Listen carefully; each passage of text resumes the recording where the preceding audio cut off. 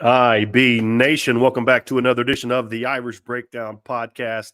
It is Thursday, December 28th. We are one day away from game day. My name is Brian Driscoll. I'm the publisher and owner of Irish Breakdown. And you know what? I just realized I forgot something that's going to make you guys lose it if I don't fix it. So give me 1 second.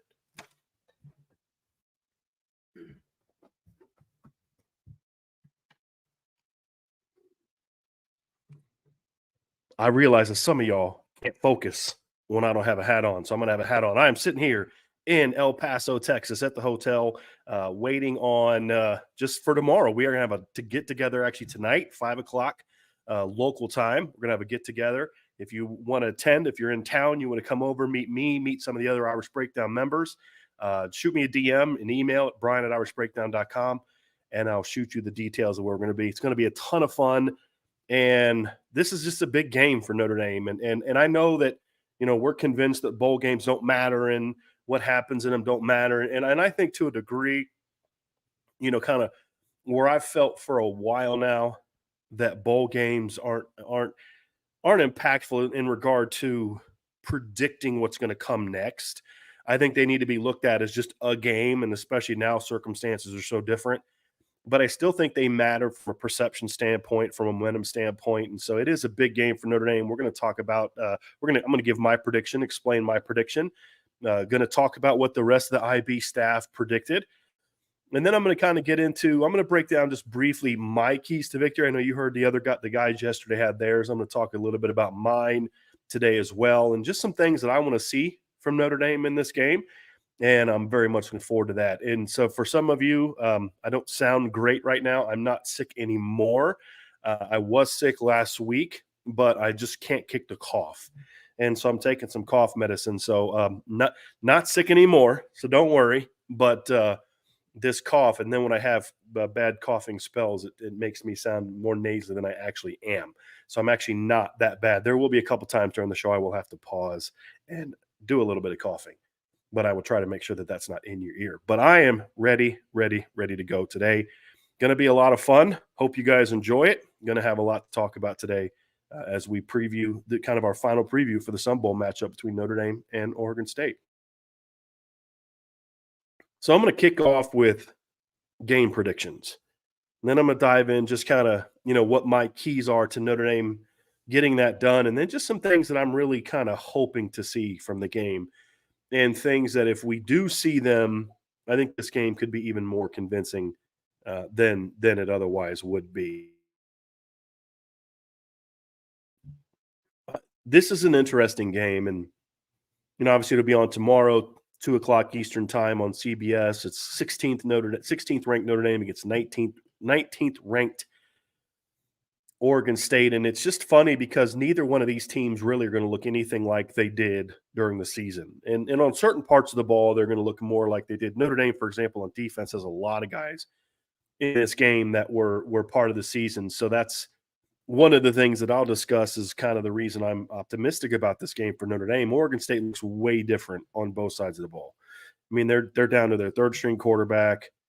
Their starting running back supposedly not going to play, although I'm very much in a believe it when I see it kind of thing with him. I still feel like there's a chance he's going to play in this game. Speaking of Damian Martinez, you look at Oregon State as well, and it's just a team that is going to lose to two of their top three pass catchers, which is going to hurt them.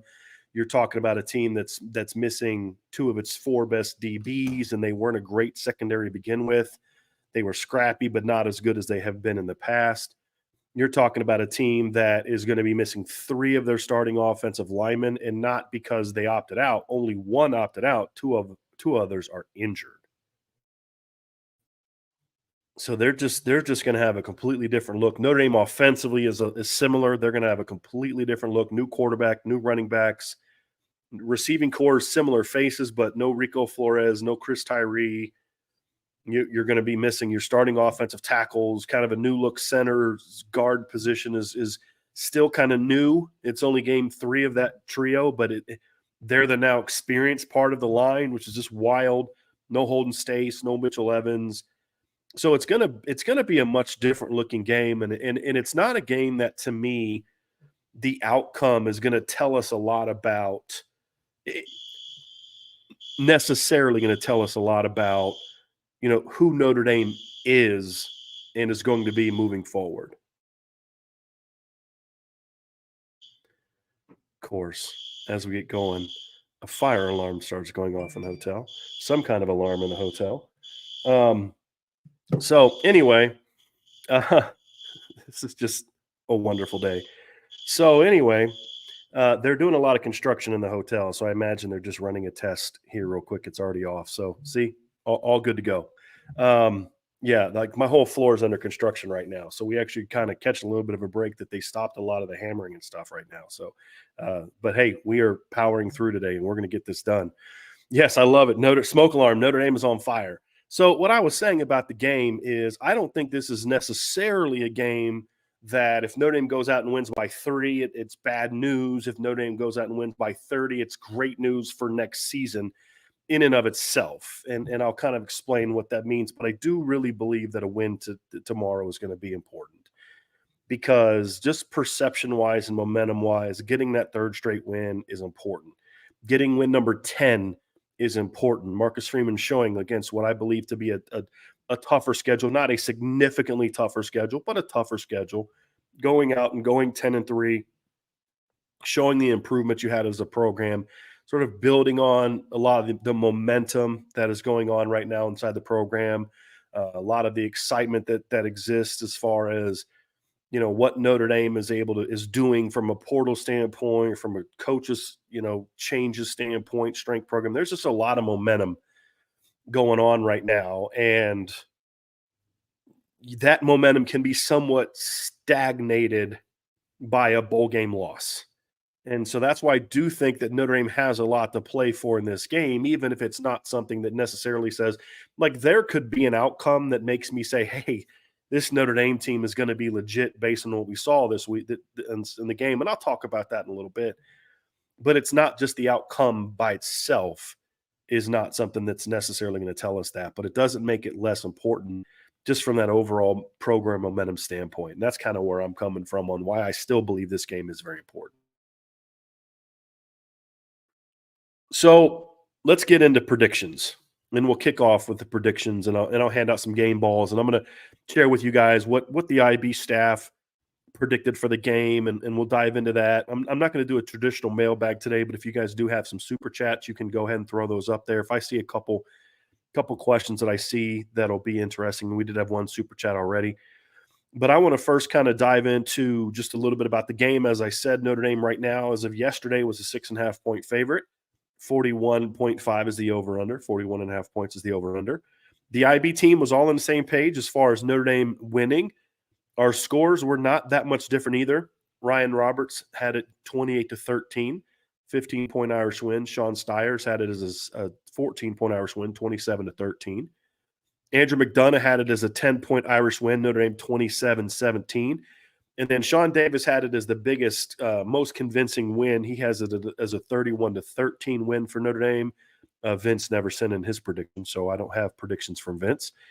But, so we're all kind of on a similar page. And I say a lot of you are kind of in the same way.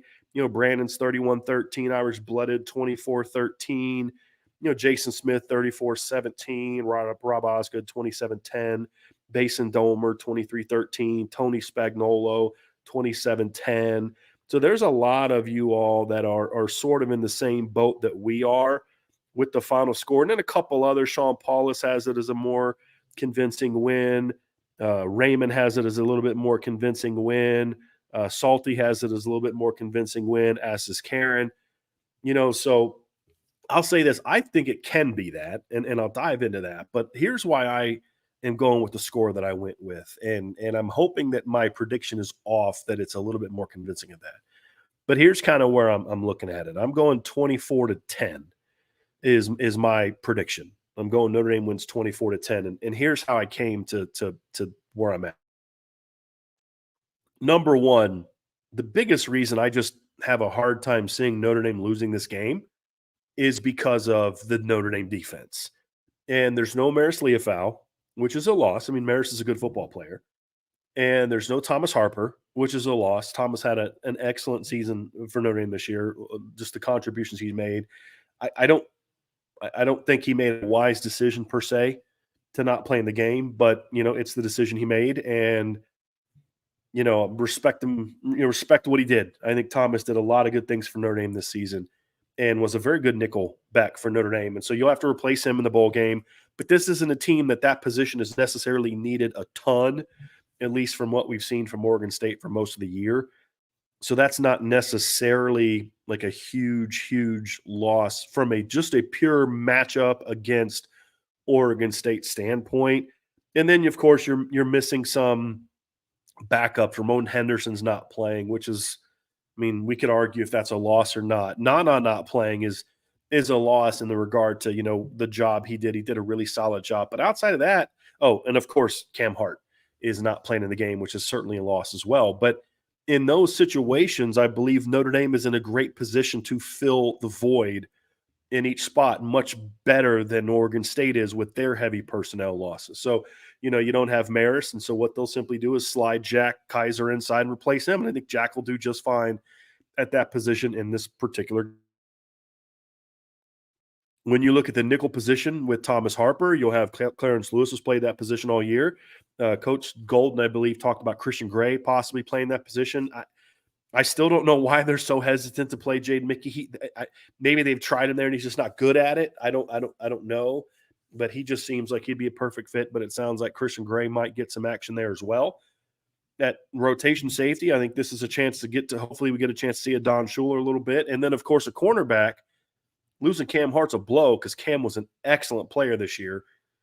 But we've seen Notre Dame play without Cam and Benjamin for periods of time, small periods of time this year, and Jaden Mickey and Christian Gray played beautifully in their absence. And so I think Notre Dame is in a position to be able to overcome that. But here's the big key. Your entire starting defensive line is back. Your starting Mike linebacker is back. You have another elite corner who's back. Your All-American safety is playing in this game. DJ Brown is playing in this game. And this is a matchup that if both teams were healthy, Notre.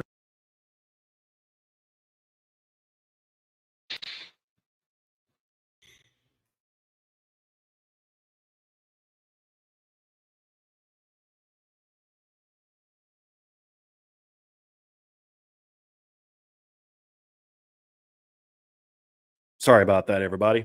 It's a little mic situation here. Caused things to go off a little bit. So, and yes, thank you for pointing out that my service sucks today, Ryan. Really appreciate the support there, buddy, as I'm trying to bring you guys a show from my hotel. So, thanks for that. But anyway, I think if both sides of the ball were healthy, if both teams were healthy, I should say, and had all their players coming back, and Notre Dame had all their guys, and Oregon State had all their guys, this would be a pro advantage Notre Dame, right? I mean, I think that's what we can all agree on. And now that Oregon State's missing their first team quarterback, second team quarterback, starting tailback, first and third top receiver, both starting offensive tackles who are very good, and one of their guards, who's a very good player, is you kind of look at it and say, this would be pro Notre Dame. Now it's really heavily advantaged Notre Dame because they are missing their two really good tackles in Josh Gray and the other kid whose name I have a hard time pronouncing, but he's excellent. Not having Broomfield a guard, and Notre Dame brings back their entire starting defensive line in this game, and all but one backup in this game. They bring back J.D. Bertrand. So I think that's where you look at it and say, you're not facing the Oregon State offense that you would have had to face in the regular season in a game that I think Notre Dame would have been better, but it would have been a very competitive game, in my opinion, because as you guys know, we've praised Oregon State for the job they've done all season, and they matched up well with Notre Dame because they're very good at running the football. And if there is a quote-unquote weakness for Notre Dame this year, it'd be they're not a great run-stopping defense. They're good, but they're not great, whereas they're an elite top 5, and in a lot of categories, top 3 to 1 in pass defense. Well, that's not what Oregon State builds their team around. They're a team that wants to run the football. And that's an area where the matchup is going to be much more favorable to Notre Dame in this game because they're missing 3 starting offensive linemen. And that's why I just think it's going to be hard for Oregon State to win this game unless Notre Dame just kind of um, struggles to just do anything on offense, turns the ball over, things along those lines. And so I think it's very much pro advantage Notre Dame. And here's the other thing too that had me a little bit concerned about this matchup when it was first announced is Oregon State had a pretty good sized offensive line. You know, their right tackle was 6'6", 335. Their left guard tackle was 6'4", 305, but he was a pretty well-built 305. Broomfield was 310 to 315. Their left guard, who's I believe maybe their center, is 298, and he was their second smallest offensive lineman. Now, when you look at the new look unit, it's like 285, 282, and 277 are replacing him. And now the guy that was second smallest is now their second biggest. And I don't believe they have a single guy over 300 pounds. That's a bad matchup against Notre Dame's defensive line because Notre Dame can match them and exceed them athletically.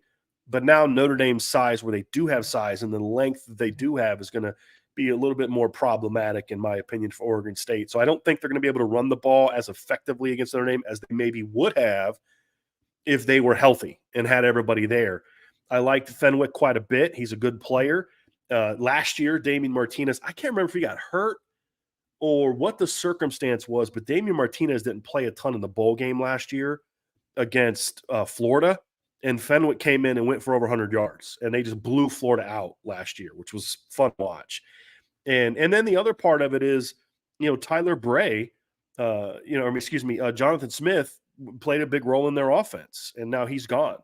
And so all those things to me are just really advantageous for Notre Dame's defense to thrive. And that's why ultimately I think it's going to be hard for Oregon State to really thrive and win this football game against Notre Dame unless Notre Dame kind of hands them into it. But the reason I think it's going to be more competitive is the matchup on the other side. Now, Oregon State, it's interesting. I'm uncertain, actually, to be honest with you. I'm uncertain of who's going to play in this game for Oregon State because – like Calvin Hart Jr., for example, is still listed on the roster, but he's not on the 2 deep. Now, I don't know if that's a mistake on the 2 deep, because I haven't seen anything about him opting out. I haven't seen anything about him being injured. I've had a hard time finding out why he's not on the 2 deep. One of their backup defensive tackles. I wouldn't even say backup. He's more of a rotation defensive tackle, meaning like he's part of the group of guys that plays a lot. He's not playing in the game. And then, of course, they're not going to have the freshman corner that was a really good player. He's in the portal. They're not going to have their safety, Akili Arnold, who's in the portal. Their starting linebacker is in the portal. They lost. So that's 2 linebackers if Calvin Hart doesn't play, which is kind of interesting. But here's the thing about it, though. They still return 3 of their starting defensive linemen plus Josh McCartan, who's a outside linebacker, but the way he plays is a lot like how Notre Dame uses the Viper. It's just that they listed as a linebacker and Notre Dame listed as a Viper as a kind of a defensive end. And he's a 6'5", 250-pound kid. So when you look at what Oregon State has on defense, even though they're missing some players at some very key positions, and I think there are some areas where Notre Dame can have some matchup advantages, which I'll get into, the one concern I have in this matchup is their entire defensive line, starting defensive line, and all but one of their rotation guys is back. And some of the linebackers that are playing, Andrew Chatfield's played a bunch. He's a starter. Obviously, I'd mentioned McCartan. And then their 2 inside backers that are going to be playing are not guys that have never played before. They weren't obviously getting the snaps that their starters were getting, but these are guys that have played football, so they're not putting 2 neophytes in the game that have never played the game before. And I think that's kind of the concern. The part of the matchup that concerns me the most is that right there against the Notre Dame offensive line that's also missing its starting tackles in the game. That will have a sort of, again, 3rd game with the interior guys, but still 2 redshirt freshmen at center and right guard, even though those 2 kids have played together now. This will be their 3rd game. And so you say Notre Dame's going to be very talented at tackle. They're going to be very big at tackle. But this is going against a team that ranks 6th in the country in sacks this season. And a good chunk of what allowed them to be successful in that regard is coming back. I mean, their top 2 sack guys, Andrew Chatfield and Josh McCartan, are both playing in this game. Joe Golden, who's an interior defensive lineman, who's an undersized guy, but very quick, really good penetrator. Kind of reminds me of their version of Howard Cross. Does some things for them that Howard Cross does for Notre Dame. Um, Actually, he's not the undersized one. That's the other kid. Joe Golden's a little bit bigger and longer. He's their D tackle. He's a guy that, again, he's more Riley Mills. It's the other kid that's more like Howard Cross, excuse me. But he's a guy that's, again, Chatfield 9 sacks this season, McCartan 4.5 sacks this season, Golden 3.5 sacks this season. So those guys are very disruptive players.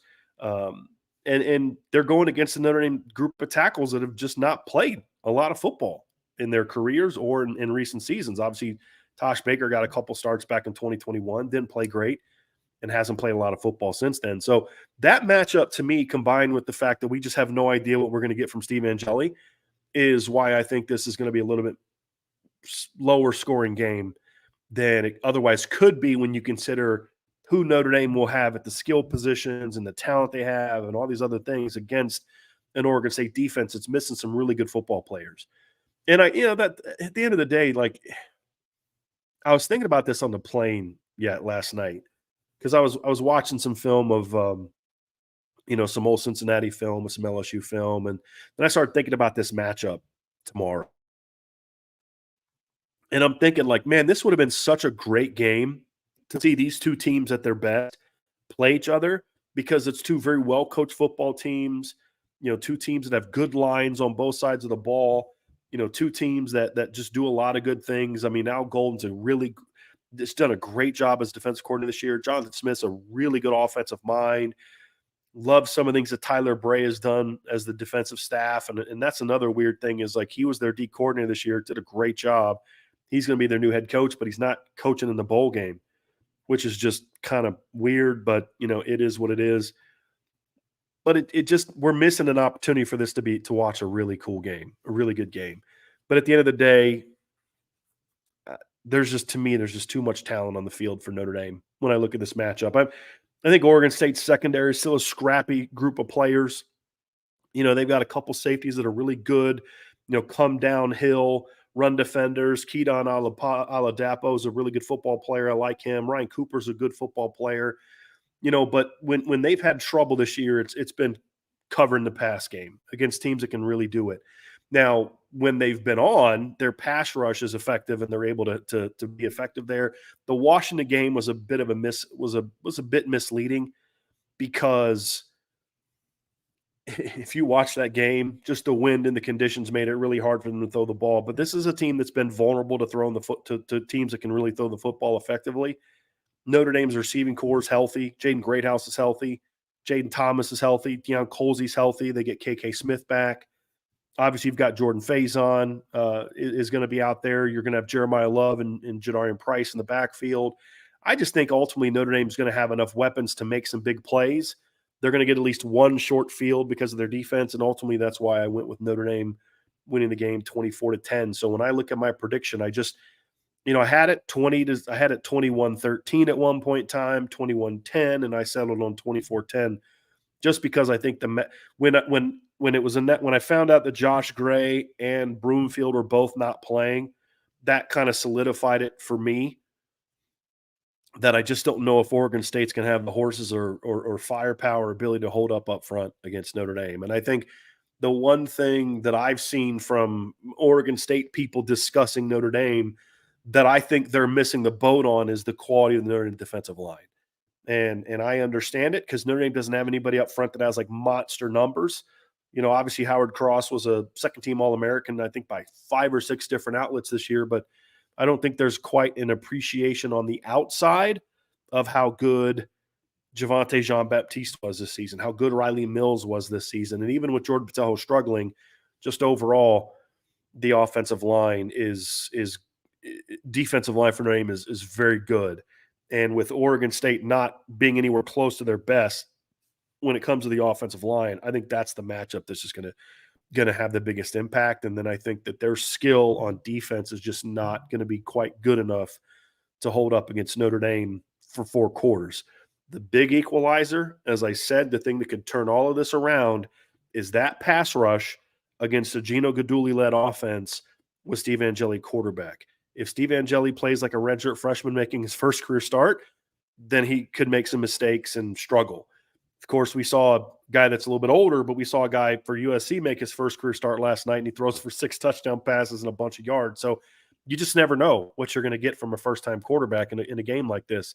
If Steve Angeli can just play solid football, I think Notre Dame wins. If he struggles to play solid football and he plays turnover-prone football, misses easy throws and things along those lines, I think that's what Oregon State, with that pass rush, could force enough mistakes, maybe a couple turnovers, that allows them to stay in this game and possibly even pull off the upset at the end of the game. But I don't think they're going to be able to accomplish that.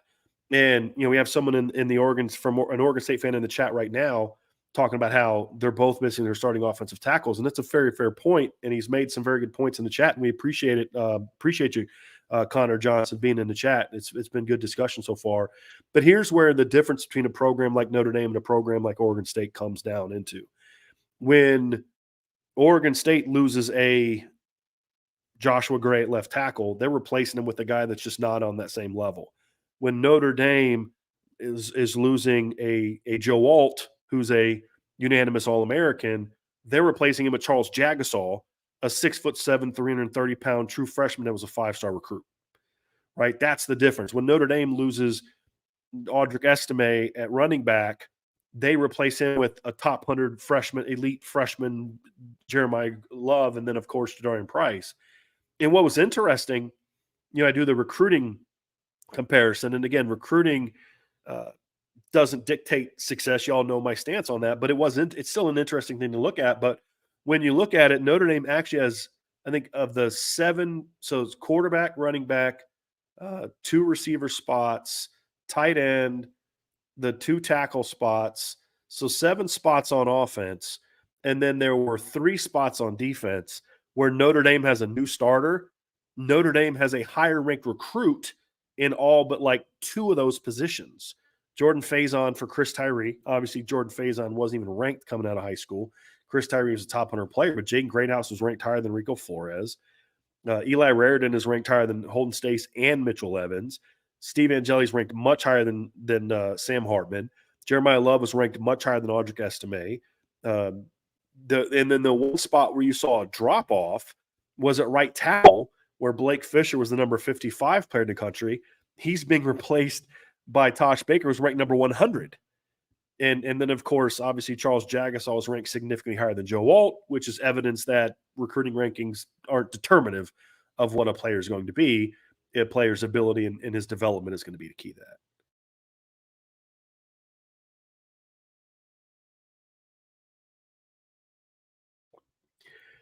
So let's just kind of get into a couple of my keys to victory for Notre Dame. I know the guys talked about theirs yesterday. I'm just going to kind of briefly go over mine. I'm going to begin with the Notre Dame offense. Number 1, guys talked about yesterday. I won't get into it. Start fast.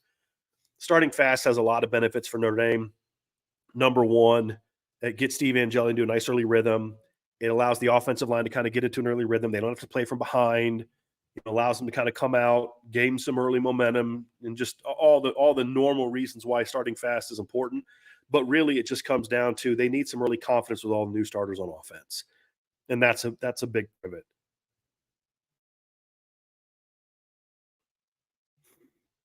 Number 2, they've got to establish a ground game. And this is a really, really big one. Oregon State had a very weird season with their run defense.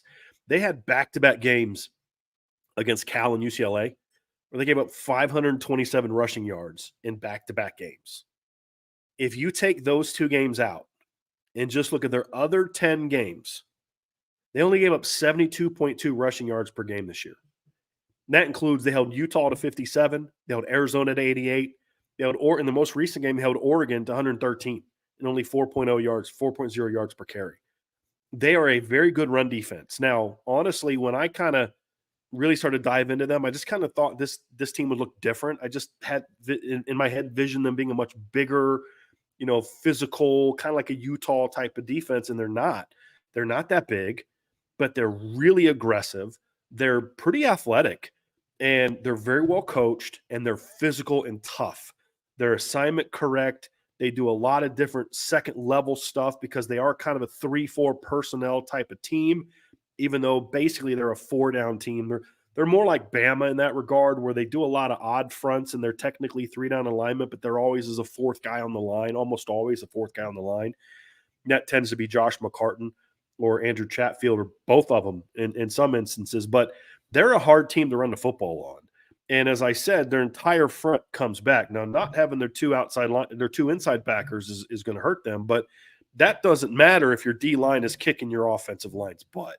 And that's the biggest concern I have when it comes to Notre Dame this season, is looking at it from the standpoint of Notre Dame's offensive line struggling against what I think is a pretty good Oregon State run defense. I mean, and the numbers back it up. Like, look, you can't just remove the back-to-back games against UCLA and Cal and pretend they didn't happen. But again, every team has that. I mean, if you just only watch Notre Dame's defense this year against Clemson and Louisville, you'd be like, yeah, this isn't a great defense. But if you watch the other 10 games, you're like, this is a really good flipping defense, right? Everybody has those off days. If you only watched Washington's offense against Oregon State, you'd probably think this isn't a great offense, but they were a great offense. But when you just look at the consistency of what Oregon State has done and the fact that a lot of those pieces return, boy, this is going to be a tough run defense, and Notre Dame's going to have to find a way to run the football. They're going to have to be creative with how they get to their run game. They're going to have to find ways to keep, and that's kind of one of my later points, and I'll just kind of bring this up now as my fourth key, is keeping Oregon State off balance. So Oregon State's going to do a lot of different things with the way that they play their safeties and backers, that you've got to do things pre-snap with your pre-snap motions and movements, with your post-snap stuff, move the pockets and bootlegs, try to run some read stuff, things along those lines, to really take advantage of how aggressive they are attacking downhill and find ways to get that going. Because if you can't run the football, it's going to be hard for Notre Dame to really look the way they need to look to dominate this game. Can they win it? Sure. But it'll be a scrappy, tough game. And it's going to be interesting to kind of see that battle take place. And I'll get into that a little bit more. Number 3, my key for success for Notre Dame on offense, number 3 is they got to win outside. This is the one area that I think Notre Dame has the biggest advantage on paper and just breaking down the film. Oregon State, like their secondary is just not as good this year as it was last year defending the pass. And when you look at Notre Dame and they're healthy, Jaden Greathouse is going to be playing at the Z position and some in the slot in this game, which is more suited to his skill set than playing the boundary, which is what he'd been playing the second half of the year. They're getting obviously Jaden Thomas is going to be back. This was the guy that coming into the season was supposed to be your best receiver, and he's been dealing with hamstring all year. He's supposedly healthy. You got Deion Colsey back, so that adds a 6'5", 215-pound plus guy that can run a 4.5. Showed some really good potential in the year before he got hurt. You're going to have KK Smith available. We'll see what he can do. Jordan Faison's there, so there's a chance for Notre Dame to really. This is where they could really create some problems for Oregon State if big if you can protect the quarterback. Because as I said, this is a team that finished 10th in the college football in sacks per game this season, Oregon State. And when I looked at their numbers, I was like kind of hoping that there was like that game where they kind of played somebody really bad and they had like 11 sacks that kind of padded their numbers. They didn't. The most sacks they had in the game all year this year was 6, which they had against San Diego State and Stanford. Now they didn't allow any sacks, or they didn't have any sacks the last 2 games. And that was against an Oregon offensive line and a Washington offensive line that are very veteran players and are just better than what we're probably going to see from Notre Dame in this game. And so I think this is an area where Notre Dame should have an advantage when you come to Oregon State. Their corners are just they're okay. They're just not as good as they were last year. They're just not. I've broken down the film, and they're just not that They're just not the team that they were cover wise last year. I still remember watching them play against USC last year. Be like, man, these kids can flat out cover. They just weren't quite that team this season when it comes to their ability to cover and defend. And I think those are some areas where Notre Dame is going to have to be able to take advantage, create some wins on the outside. There's going to be some open access throws available. You've got to have a game plan that takes advantage of those. That's going to allow some early down success, which is obviously going to be important in this game. You're going to have to. It's going to give you some chances to take some shots down the field. They are prone to giving up some big plays on play action. Just go back to the Washington State game. If you can do some things that are creative, you can get them into some problems, especially since they're going to have two new starters in this game as well. So it's going to be a very interesting matchup that Notre Dame needs to take advantage of. And then I'd like to see them also with two new linebackers in the game, force them to have to defend Eli Raridan and then force them to have to defend Notre Dame's running backs in the pass game. That would be huge for me. Huge for me. If in this game, if Gino Guidugli has some creativity, which to be honest with you is a concern because he didn't show that at Cincinnati last year at all. They were a pretty rough offense last year.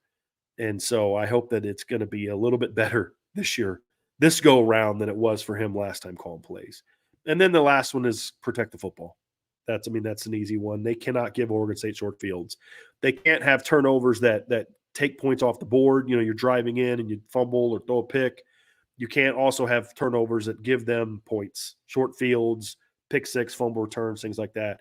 You have to make Oregon State earn every yard and every point they get. If they do that, then I don't think Oregon State can beat Notre Dame. If they give Oregon State some short fields or take points off the board, then Oregon State, even with all their losses, is going to be good enough to beat Notre Dame. So that's my fifth key is you have to protect the football.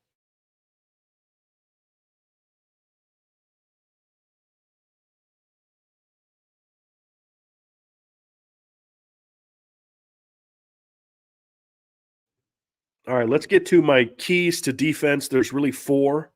So let's kind of get into just kind of this type of battle. I think this is where Notre Dame's going to have their biggest advantage. But here's really what it comes down to, folks, is if Notre Dame can stop Oregon's. I mean, I could really just be lazy and just give you one key, and it would be lazy, but it'll also make a ton of sense. And I'll read you exactly what I wrote in my Keys to Game article. You got to stop the run. I mean, it's as simple as that. And now it's simple to say, it's not simple to do. And this is where we're going to see how can this offense be without Jonathan Smith. But here's what I saw. They have a very well-designed, well-schemed, well-executed run game. It's very good. And they have good backs. When Damian Martinez plays, very good backs. They had a quarterback that could run the football. They don't have a quarterback that's really a threat to run the football now. Number one. Number two, even if Martinez doesn't play, Fenwick's still a good player, but having both of them is better than only having one of them. But it really comes down to the offensive line. You've got to win that battle. You've got to win that battle. That's going to be a huge part of this game. But here's the reality of it. So this is what I wrote in my Keys to Victory article. When Oregon State's offense was rolling this season, it was primarily built around a physical ground attack. When the ground game sputters, the offense sputters. It really is that simple. In 7 games where the offense rushed for over 150 yards, the offense averaged 42.6 points per game and 224.9 rushing yards per game. So 7 games where they went for over 150 yards, they scored over 40 points a game, had over 220 rushing yards a game. In the 5 games they went under 150, they averaged 21.6 points per game and only 119.2 yards per game on the ground. And what that tells me is they were very much a boom or bust ground attack this season. When the ground game was rolling, it rolled, and the offense scored a lot of points. It was dangerous. When they couldn't run, they really struggled to run, and they couldn't get anything going pass game-wise because their pass game is built off their run game. They do a lot of different things with Silas Bolden off of their run game.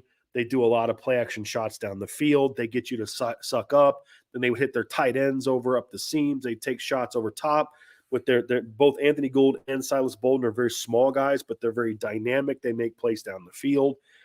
And so when you shut down the run game, that part of the offense isn't as dynamic, isn't as impactful either, and they struggled. So again, 7 games where they went above 150, and in those games, over 42 points a game. In 5 games, they were sub 150 rushing the football, 21.6 points per game. Simple as that, folks. Stop the run game and you stop the Oregon State offense. It really is that simple. Now, diving into it just a little bit further, the importance of this, big discipline. Now, I don't know what the offense is going to look like without Jonathan Smith being involved, but here's what we know is what we saw during the season. They do a lot of stuff that I like. And again, Ryan and I have been talking about Jonathan Smith for a couple years now, and what we like about about what he brings to the table is uh, they do a lot of pre-snap movement, both like with jets and smokes and different things like that with Silas Bolden. But they also do a lot of things where they will motion and shift to kind of get into some, like we talk about all the time, getting into some leverage and numbers advantages in the run game, where they can kind of just basically kind of get gap down on you, kick out. And they've got some really nice run lanes going. You've got to be disciplined and able to handle that. If they shift, you've got to properly shift. You got to make sure you're getting your calls in correctly. You've got to make sure that you don't fall for the smokes, but at the same time, you can't just ignore them because they have no problem doing a reverse or a handoff. They're going to run play action passes. They're going to move the pocket, do throwbacks. They're going to do some trick plays. They're going to do things that are going to try to create big plays. Notre Dame has to be disciplined. Discipline also includes no dumb penalties that extend drives. It includes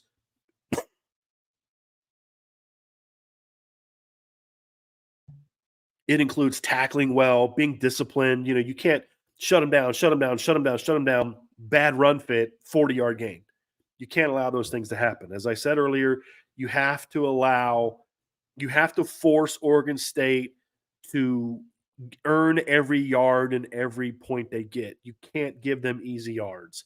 And discipline is a big part of that because they do a lot of things technically, a lot of things schematically, formationally to put you in binds. Part of this is also early down success. Look, they're not a great third down offense. They were especially bad in the last couple games of the season when they struggled to score points against Washington and Oregon.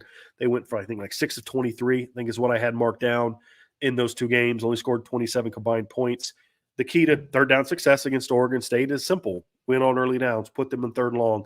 They're not going to convert I don't think they're going to convert a lot of third and longs with Ben Goldbrinson as their quarterback. I don't see it. Not against the Notre Dame defense. It's been so good against the pass all season. I don't see it. So early down success, and you'll help them out. And then the final piece is help the offense out. Right? This is important. Is number one. What does that mean? It means getting early stops so your offense doesn't have to play from behind. Don't come out and give up a couple early scores. And now your offense feels the pressure of, oh, shoot, we've got to go score. Help them out, keep them off the board early, let your offense kind of get into a rhythm. If your offense plays well early, then those stops now mean you can get some separation between you and them. And then the other part ideally is help your offense with kind of ways they've done all season. Give them short fields, turnovers, forcing punts, deep in your own territory. Making sure your offense doesn't have to go 75 plus yards every time they touch the football. I think that's going to be a big part of this as well for Notre Dame, is being in a position where your offense doesn't have to go out and put up 450 yards and 30-some points in order to win this game. That's going to be tough to do, in my opinion, against Oregon State, unless we just see some things that are better than maybe what we think and hope for coming into this game. So the last thing for me, and I'm going to have some fun with this, is I just kind of looked at it, and we'll wrap up with this. The last part of it is this. When I think about this game, what is it that I want to see that's going to make me feel good about this game coming out? Not just like, you're going to feel good if you get the win, right? You're going to feel good. And you go into the offseason, what I mentioned earlier, you got the momentum, 10th win, et cetera, et cetera. That's all great. But then the second part of it is, but what could it be that makes me feel like, okay, I feel even better about next year's team because of what we saw in this game. Now, just winning this game doesn't necessarily mean, this is what we can expect from Notre Dame in 2024. Because Notre Dame 2024 is going to look a lot different than this team that's playing this ball game. Obviously, you're going to have a new quarterback. You're going to have, your offensive line could look the same. You're going to have new weapons coming in. You're going to have some guys on defense that aren't going to be there. You're not going to have J.D. Bertrand next year. You're not going to have Javonte Jean-Baptiste next year. You're not going to have D.J. Brown, next year. You're going to have a different offensive coordinator.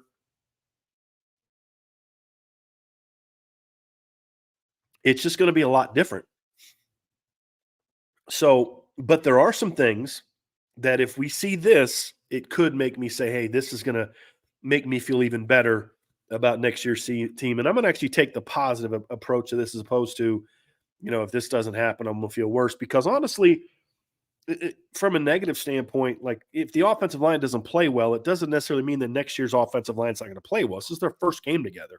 It's freshman, redshirt sophomore, redshirt freshman, and then senior right tackle has started 2 games in his career, right? I mean, so they're going to get better, you'd think, from here to next year if their offensive line coaching is any good. So if Steve Angeli struggles, it doesn't really tell me a whole lot about next year because I don't expect him to be the starting quarterback. I wouldn't even bet my mortgage on him being the backup quarterback next year, to be completely honest with you. So that doesn't tell me a whole lot. So what are the things that are gonna tell me like, hey, this team may even be better than we think, or at least that give me the hope that they're going to be as good as we think that they can be next season. So I'm going to go 4 on offense and then 3 on defense. The first one on offense is maybe a bit of a change in attitude. I'd love to see that. You went through a lot of drama this year. There's issues all over the field with injuries and all types of things, and you finished the season on a pretty good note offensively from a production standpoint, but behind the scenes there were still a lot of issues that were kind of going on, and one of the main drivers of that is now gone. And so, do you see a change in attitude? Does this team look like they're having fun again on offense? That's something I would love to see in this game. And then the second one, now I get into more of the technical aspects or the team aspects, like player aspects. Number one, I want to see this offensive line really be physical. I think if Notre Dame can come into this game and be really physical, and this offensive line, it's not that I expect them to dominate Oregon State. That's like, let me tell you all something right now. If Notre Dame's offensive line dominates Oregon State, not only will I be surprised, I will be super excited about next season, because I'm just going to tell y'all, for those of you who haven't watched Oregon State this year, that's a really good D line. And they got some athletes there. Like, I really expected them to be a big physical, like I said, a Utah-ish type D line. They're not. They penetrate. They make plays. They're productive. They're disruptive. It's a really good D line, and you're just not going to go out there and bully them without really earning it. So if this offensive line can come out and be physical and battle Oregon, I mean, if they just battle Oregon State for 4 quarters and have some good plays and some not good plays, but just battle, I'm going to feel really good about next year, because this is a really good D line and one of the better D lines that they've really played this year. I mean, honestly, it is. In this offensive line, if they can handle themselves against them, it'll tell me something. Number one. Number two, if they win this matchup convincingly, that's going to have me super fired up, because, as I said, this is a really good D line for Oregon State. This is one of the few matchups in the game where you can look at Oregon State and who's playing and say that's going to be a telling matchup one way or the other. Like, if Notre Dame goes out there and dominates the Oregon State secondary, it's going to be nice. And I'm kind of talk about that. Actually, my third point is I want to see the receiver step up and play well. But that's not a defining, like, oh my gosh, they dominate Oregon State secondary, they can dominate anybody next year. It's just going to be more about, okay, these guys are what we thought they were, get some momentum, some positive vibes going into next year. And then number 4, it's getting a chance to look at the new look backfield with Jeremiah Love and Jadarian Price. But that all ties back into that second one, which is if the offensive line can come out there and play well. Because if the offensive line plays well, then the receivers are going to have time to get open and get the ball. If the offensive line plays well, then we're going to see Jadarian Price, Jeremiah Love get their chances to hit big plays, because they are home run hitters. It all kind of goes back to that main point. And the reason I point to that more than the others is because, again, of how much I respect this Oregon State D-line. And again, the linebackers are new, but as we've seen before, if your D-line dominates, your linebackers don't have to be great. Your defensive line can do a lot of that damage. And so offensively, those are really the things that I want to see physicality from the offensive line. I want to see them show the ability to move people. I want to see the receivers really step up and just look good and look comfortable, have some fun, go make plays, be given chances to make more plays. And I cannot wait to see the 1-2 punch of Jeremiah Love and Jadarian Price. I cannot wait. There might not be a part of the team that I'm more excited to see next season than that 1-2 punch. And that is not a shot to Audric Estime. I loved what Audric Estime did. It's just looking at the makeup of this team, they needed Audric Estime to be Audric Estime this season. Next year, when I look at the makeup of the team with the change of quarterback and the change in scheme, boy, I cannot wait to see that 1-2 punch, that dynamic 1-2 punch. I get it. That just kind of gets me fired up, man. It really gets me fired up. Defensively, I want to see this D line dominate. I'm sorry, with all due respect to Oregon State, they're missing 3 starters up front from what was a really good offensive line. Like, if this was a healthy offensive line, my goal would just be to win the matchup. I don't care how small the margin is, just win, because it's a really good Oregon State offensive line. They're missing 3 starters, right? And again, they're not replacing their left tackle with a Charles Jagasol. They're just not. And so you've got to dominate this matchup. You got all your starters coming back. You've got to dominate this matchup. Number 2, I want to see the run defense step up in this game, because even with the new starters, I still think Oregon State's going to be a heavy run the football type of team.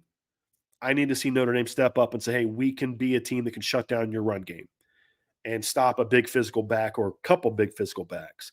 And then number 3 for me on defense is I'm just excited to see some of the young players that are going to play in this game. I'm excited to see Josh Burnham get a shot at field end and see what he can do at that position. I'm excited to see Jalen Sneed. We saw him last year. On some snaps, he looked like a 5-star, like that we hoped he would be. And then other snaps, he looked like a kid who didn't know what he was doing. We saw that from him at times this year on the field. What kind of growth does he take with all the extra snaps he's going to get during bowl prep? Does he mature as a player?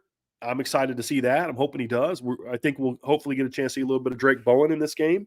I'm excited to see more of Christian Gray and Jaden Mickey. And I'm really hoping we get to see some of the Vadon Schuler in this game too. I'm really hoping we get to see some of Don Schuler.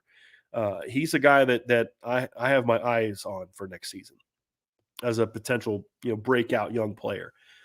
So those are the things I'm looking for in this game, that if we see positives in these areas are going to make me feel like, okay, this team is poised to be what it could be next season. So that's that. We did have a couple super chats I want to get to before we get out of here, everybody. And want to thank all y'all for being with me today and your patience dealing with this odd hotel background, and then also some of the technical issues and my coughing. So I do appreciate you all being with me. I'm excited about it. We will have a post-game show tomorrow. Also, before I get to super chats, a reminder, tonight, 5:00 local time. So that's Mountain Time. We will be having an IB get-together. I'll be there. We'll have a bunch of IB fans or IB members are going to be there. If you are interested in coming by, again, 5:00 on today, Thursday, the 28th. Just email me at brian@irishbreakdown.com or shoot me a DM on Twitter at CoachD178, and I will send you the details on that. So it'll be a lot of fun. We'll be there for a few hours, watch some football games and all that good stuff. Found a place that has some TV, some good food. So come on out. It's going to be a lot of fun. I look forward to meeting some of you this evening. Michael S. with a super chat. Who is the worst big game quarterback, Jack Plummer or Sam Hartman? How do we lose to that QB and that pass defense? I mean, look, guys, that pass defense wasn't that bad all year. I mean, they were missing some guys. They were missing their guys. Look, here's my thing on bowl games. I mean, bowl games matter from a momentum standpoint. Louisville lost a chance to gain a lot of momentum last night and win their 11th game. But that game was an anomaly. I mean, that was an anomaly. That's not who Louisville normally is. Louisville normally is, it's a bowl game. Whatever. It is what it is. But I still found myself wondering like how they lost that team. But I know exactly how they lost that team. They didn't show up emotionally. USC was fired up to play that game last night. Notre Dame wasn't when they played Louisville. And I mean, that's just basically what it comes down to. Raymond Harton, thank you for the super chat, Michael S. Raymond Harton says, "Go Irish, beat the Beavers." Thank you very, very much for that. Ryan Elliott with a super sticker. Thank you very much, Ryan. And then YJax with a super chat. Thank you, YJax. I saw you at the airport yesterday. You looked ready. Didn't get a chance to say how much I enjoy IB Nation. Go Irish. Well, I'm sorry you didn't come up and say hi. Just so any of you ever know, if you ever see me or Vince out publicly, don't ever hesitate to come up and say hi. We always are thankful for all of you and kind of enjoy that. It's nice meeting the people behind IB Nation and all of you. And so I'm not one of those people that I'm not a celebrity. So it's not like I, you know, am bombarded all the time. It's an honor. It's an honor to kind of bump into y'all and meet y'all and have people say hi. I did meet one gentleman at the South Bend airport yesterday, came up and said hi. I love it. It's always an honor and I greatly appreciate that. So if you see me again at the airport, don't be a don't be unwilling or feel like you're going to bother me by coming up and saying hi. I always appreciate y'all and I always appreciate meeting y'all. So yes, but I am ready. I'm very, very much ready for this game, and I'm hoping that Notre Dame can go out and get a W. It's kind of wild, I was thinking about this. I was talking with Pete Sampson on the airport airplane yesterday. We were on the same flight down, and it's kind of wild because the last time Notre Dame played in the Sun Bowl, I remember them interviewing Al Golden during the game because he had taken over for my as the head coach of Miami. It was the they had fired obviously Randy Shannon and Jeff Stoutland was the interim coach. And so Al Golden didn't coach in the game, but they interviewed him during the game. So it was pretty wild to kind of see now Al Golden's on the Notre Dame sideline as their defensive coordinator, which I thought was pretty interesting. But it seems like it wasn't that long ago, but it really was a long time ago. And I'm very much looking forward to seeing them perform well in this game. And Coach Gold made this comment yesterday. He talked about like this used to be as a big bowl, and I mean, like I said, I remember watching the Sun Bowl growing up. It was always a game that you looked forward to. It was one of those like late December games you look forward to. So I definitely sympathize with him in that regard. Just kind of growing up, remembering some of the games. I don't know why I remember this, but the 1990 game between Michigan State and USC. I don't know why I can remember that game, watching that game, but I can. And so it's certainly it's been a lot of fun watching this game. And now I didn't get to cover that game, and now I get to cover it, which I think is pretty cool. I'm excited about that. So it's going to be a lot of fun. And then hopefully Notre Dame can end the streak against Oregon State, the 0-2 bowl streak against Oregon State. It'd be nice to be in person to see that. So very much looking forward to that. So anyway, everybody, thanks for being with me today. We'll be back with our post-game show tomorrow after the game. Vince and Ryan will kick off the post-game show. Then I will join afterwards. And then Vince and I are going to do an upon further review on, I believe, Saturday night when they get back from El Paso. So looking forward to that as well. But hey, just a reminder, tonight, 5 o'clock local time, we're going to have our IB get-together. Email me, brian@irishbreakdown.com, or shoot me a DM on Twitter, and I will send you the details. If you are an Irish Breakdown member, the information is on the board. You can check that out as well. So I hope I'll be able to look forward and hope I'll be able to meet a lot of you this evening. So for the rest of the IB team, folks, thank you so much again for all your support this season, and we look forward to just a couple more shows left covering the 2023 season, and then it's full go moving on to 2024. So we'll talk to you again here very soon, folks, on the Irish Breakdown Podcast.